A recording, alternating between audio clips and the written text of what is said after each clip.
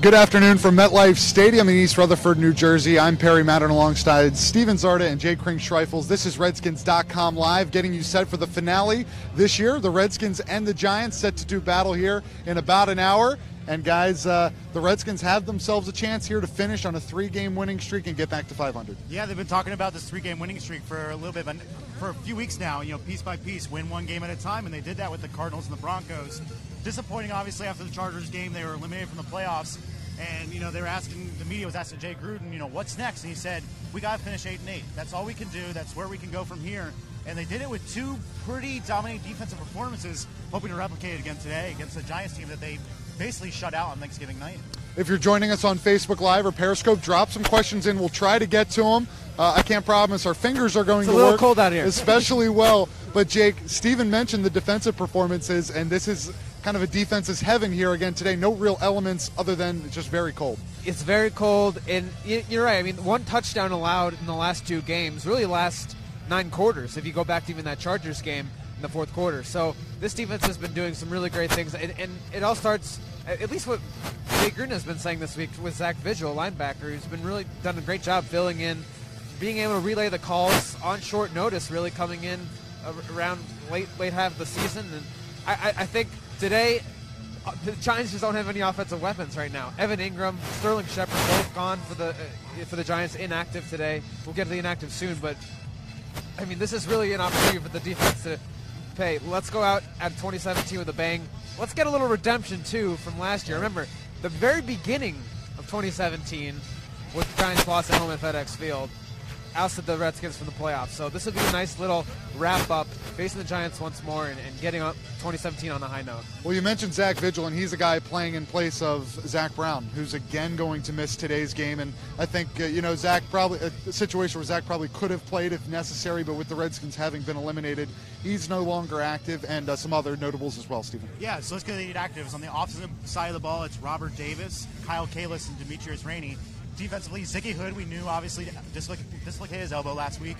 And then linebackers Zach Brown and Ryan Anderson. And finally, DeAngelo Hall is inactive again this week. Well, DeAngelo Hall, let's just kind of look at his tenure as a Redskin and what could potentially be his career. We don't want to speculate too much about DeAngelo's future, but, this could potentially be his last game as a Redskin. And he's had an incredible tenure as a member of the Redskins. Yeah, I mean, he came in the middle of that season, I believe it was 08, 07, and he, from the get-go was the star cornerback for years and years.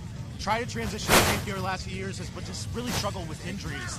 And, last week he was a little bit of a surprise inactive. When we got the inactive, we saw Fish Smithson was active and DeAngelo Hall wasn't. Jay Gruden talked about, he went to DeAngelo Hall and said, hey, I want to get Fish Smithson these special teams reps, his first time as a rookie. And he said that DeAngelo was just a true pro about everything. And throughout this season, Jay has mentioned, he said, DeAngelo's kind of been the glue guy. Hard to believe, but he's the glue guy of the defensive backs room, and he's really been a guy that, even though he had that Seattle game where he was a standout in the first game back, hasn't played much recently and active now for the final 2 games. But he said, he's a guy that all these players go to for advice, for, teaching pointers, for technique, whatever it may be, and he's been willing to do anything for this team. Yeah, Jake, he's talked a lot about, he's done some interviews and talked about how he's even said he's grown up as not just a player but as a person throughout his career. And it's funny because you would think that he would fit so well into, hey, you're going to be a defensive backs coach in this league. I remember even talking to him at training camp. He was mentoring Josh Holsey, young rookie Redskins cornerback, and I was like, well, maybe this is the start of a mentorship process that's going to transition him into the coaching world. He told me back in August, no, I don't want to coach. This is the last thing I want to do. I want to still play. I'm still a player. And it does seem like he still thinks he's got some life left in those legs to provide something to some team out there. So it may not be the Redskins. This is unfortunately for him, he's not going to be able to finish it on the field, but a tremendous career. And I think the leadership qualities he's provided certainly could wind up in a front office somewhere. I think that's really his ultimate goal, and I think that's where he sees himself headed in the next few years, at least at a starter level, and then maybe potentially a general manager. As we step aside here, got some guys out here on the field as we get set here for Redskins Giants. And Steven, looking back at this entire season, so many storylines that have gone through, and of course, injuries seems to be what everyone comes back to. Trent Williams, of course, done for the year just recently, but he's just one of many on that long list. Yeah, I mean, it's up to 20 players now, 5 running backs. It's been a tough year for this team in terms of injuries. You mentioned Trent Williams went into surgery this Friday. It was his first time in his life he went to surgery, and he battled through that knee injury. We've talked about it on this show each away game. It was, even when he described it, so painful. But it's given guys opportunities to step up and make a name for themselves. We've seen guys like Jake mentioned, Zach Vigil. We've seen Capri Bibbs score a touchdown against the Cardinals. So it's given guys an opportunity to step up. Chase Rouillet was a guy coming into the season, a rookie 6th-round pick out of Wyoming, played guard in college. They're going to try to work him at center and be one of the backup guards. He's gotten a ton of reps at the center position, I should say. So it's given these guys opportunities to show the coaches for next year when the team is fully healthy again, I can compete for that 53-man spot if you give me the opportunity. Yeah, Jake, as a result, other guys, we just had Capri Bibbs actually walk by the camera, have gotten a shot and to show that they can do some things. Yeah, and I was fortunate enough to talk to Randy Jordan. I'll probably have an article out this week about the fact that he's been able to really go through a whole crop of young guys, young running backs, this whole season. 9 active guys on the roster this year, running backs position, and it's challenged him as a coach. I think it's one of the first times in a long time that he's really had to go back to his mentoring days, because he had Alfred Morris there, he had Chris Thompson for a while. Even this year now, Chris Thompson gets on the IR list. So in terms of that alone, I was asking him, how do you prepare some of these guys? He says, well, he'll get with them during the week. He'll go over and see what their retention is from the Redskins playbook. So a lot of these guys were in training camps. Some know the system already. Capri Bibbs is a guy that knew the system already from Denver, because it's a similar offensive game plan. So he goes, well, I look at them and I say, well, let's find the plays that you're doing that you're more comfortable with the most. So he'll go over with them Wednesday, Thursday, Friday, find 5 or 6 plays that he knows that they are confident in, and then he'll relay that to Jay Gruden. He'll put that in the offensive game plan if necessary. So it has been a real big process with these guys, trying to get them ready, and a lot of them really leaned on them, because really there isn't a veteran presence in the running backs group anymore. Samaje Perine's the most tenured guy there now, and he's a rookie.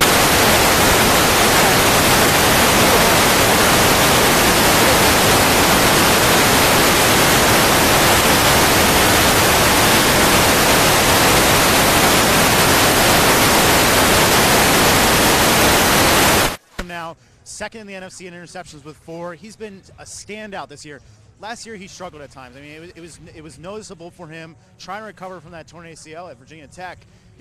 Going against guys in the slot, really struggled. But this year he has excelled, and he's been a guy that Jay Gruden has mentioned time and time again, saying, with the defensive communication, sometimes Breland was hurt and Norman was hurt, and the safeties have kind of been rotating alongside DJ Swearinger. To have Fuller in the slot and really kind of be a nuisance for other teams has been big in this defense, being able to slow down passing attacks at times. Yeah, the defense really, you look at what the defense has done under Greg Minuski this year, and they've done such a nice job really attacking the passer. They've shown some glimpses in the secondary, as Stephen was just mentioning, with Kendall Fuller, among others. Obviously, Josh Norman's been very good. Bashad Breeland, we don't know.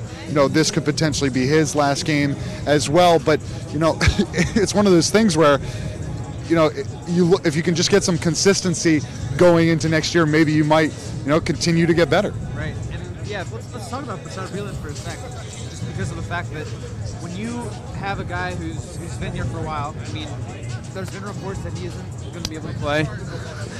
There's been some reports that he isn't really going to be able to come back next year. They think they're going to let him test free agency, and I think that comes from the fact that they have a lot of confidence in Fabian Moreau, in Quentin Dunbar, in Kendall Fuller, enough where those 3 guys with Josh Norman, I think, can still do the job.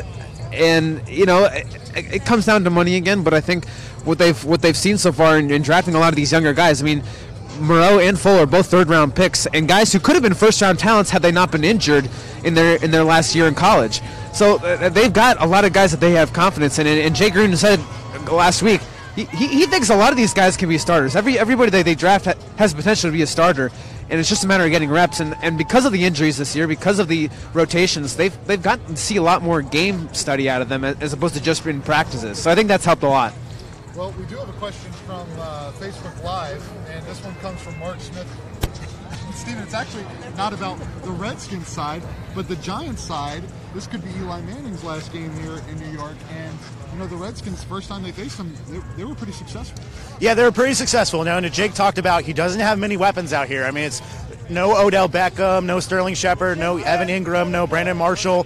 So he's working with a lot of guys that you maybe have not heard of before. But if this is Eli Manning's last game, for the Redskins, that might be a good thing. I mean, over the years, he has at times been a pain in the side of the Redskins, for the Redskins, I should say. And look, the Giants did not have the year they were anticipating. They could finish the year 2-14 if the Redskins are able to beat them today, hold the second overall pick. What happens next? Do they get one of those quarterbacks that they've been talking about in the NFL draft that go to another direction? But again, if the Redskins can get to him, as he mentioned, some of the defensive pressure, Ryan Kerrigan is active today. He was questionable coming into the game with calf soreness. Preston Smith is only 2 sacks away from 10 sacks. Would be the first time in his career he hit double-digit sacks. And then Junior Galette as well. Junior Galette's talked about how much he wants to get on the field. Is this the opportunity where he gets on the field today and, takes down Eli Manning a few times? The last time, the Thanksgiving game, Junior basically ended the game by taking down Eli on a 4th down play that New York had obviously a turnover and downs, and Washington got the ball back. Jake, we'd be remiss not to talk about Washington's quarterback as well, and beyond speculating what will happen with Kirk's situation, because there are so many different things that could happen. Yeah. Let's talk about what has happened this year, and it's been a continued development, not only between him and his receivers, but also with Jay Gruden. Yeah, in his last press conference this week, Kirk mentioned he did a little bit of 2017 reflection. He doesn't like to do that until the season's over. He made it very clear. We still got one more game left. But he did get a chance to talk about some of the ways that he's developed this year. And really, he was right in the way that he talked about off-schedule plays, roaming the pocket, scrambling. Red zone was a little bit better this year. 3rd downs were a little bit better overall. I think in terms of that and just feeling the pressure and being able to avoid it, making plays that he wasn't always used to this first year, that he would be hesitant to throw. I mean, I think the big theme a lot that he talked about was, taking some more risks, being able to throw it downfield a little more. Jay Gruden loves the risk-taking sometimes, throwing it deep. He has Josh Doctson as a weapon. He's been able to target him a little bit more, 13 times last game, and we'll see if that progresses this game. But there was really some more confidence you could see just in the way that he approached not having really many offensive weapons and being able to still be productive. So in terms of that, I think that's been the biggest growth, and I think it's easy for him to say, yes, I did grow, even though I didn't have maybe the exact same production I had the last 2 years, numbers-wise, right. That is. And, when you look at that growth, Stephen, certainly Josh Doctson was a big part of that. And what would you? I don't need a grade, but what sticks out to you about Josh's second year with the team? I think his ability to make big plays. We've seen, he obviously has had some drops, and the coaches have addressed that with him. But I think it's just the big play capability.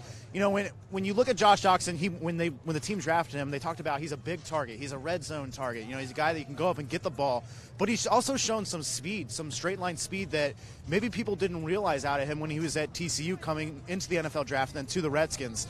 And Jay Gruden talked at length about Josh this week, saying he has high expectations for him going into next year.